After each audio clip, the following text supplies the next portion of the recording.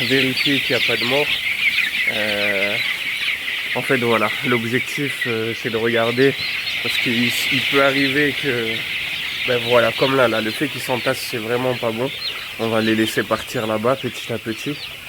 Et puis voilà, maintenant, bien sûr, il y a d'autres vérifications à faire. Voilà, on peut voir en fait les gamelles, les petits, enfin les trucs là où il y a de l'eau. Ça, c'est les radiateurs.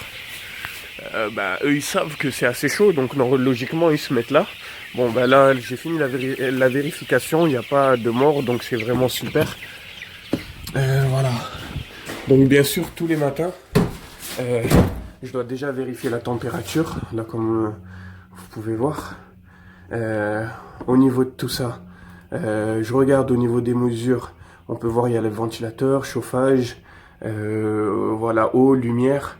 Moi je vais dans eau et aliments, vérification de l'eau, consommation, voilà 132 litres en sachant que le compte à rebours il commence à minuit, finit à minuit.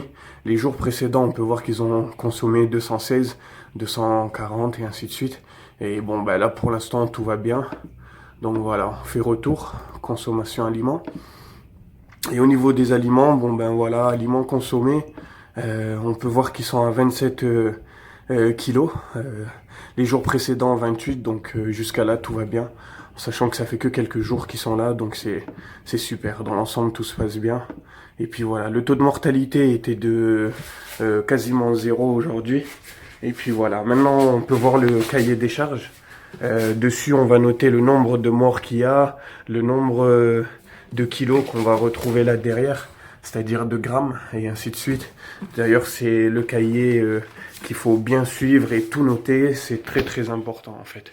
Après on peut voir d'autres trucs au niveau des réglages, enfin vous pouvez voir les petits systèmes qu'il y a.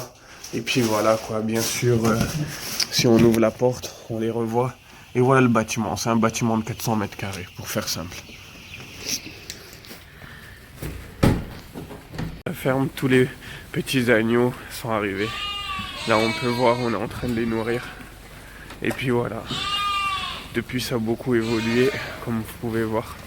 En tout 115 petits. Et la dernière fois que j'étais venu, je crois qu'il n'y en avait pas plus d'une dizaine. Donc voilà. Enfin, c'est l'heure de manger, donc ils font pas trop de bruit. Il n'y a que les petits qui s'amusent. Mais ça aurait été pas mieux que tu prennes la paille pour sa litière? Ouais, mais pour pas que ça gâche. la paille. Faut que je trouve. Putain, c'est une belle bête, je suis étonné quoi. Je vais acheter, mais la paille c'est loin, le gars il habite loin d'ici. Ok. Si j'arrive à. Pour l'instant j'ai pas le choix, je mets ça, mais c'est du gaspillage. Mais j'ai un voisin là qui. Une reconversion professionnelle à laquelle je n'ai pas hésité. Parce que je suis un grand amoureux de la nature, me voilà en tant que responsable d'exploitation agricole. Mon objectif est de cultiver tout en respectant la faune et la flore. Voilà pourquoi j'ai fait le choix d'une agriculture biologique. Une agriculture qui respecte l'environnement et qui bien sûr aide au développement de la faune et de la flore.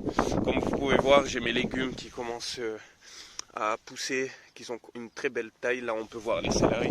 De l'autre côté bien sûr on peut voir tout ce qui est betterave, que ce soit les scaroles ou encore tout simplement les choux de Bruxelles qui commencent à avoir une très belle taille. C'est un choix de vie bien plus. L'objectif est d'apporter une nouvelle façon de voir les choses. Et voilà pourquoi mon but est de rendre le bio accessible à tous. Un choix qui est mal vu, il faut le dire, parce que bizarrement je me retrouve avec pas mal de personnes qui me tiennent tête, je ne sais pas pourquoi. Pourtant l'objectif très clair est de pouvoir préserver notre belle petite planète.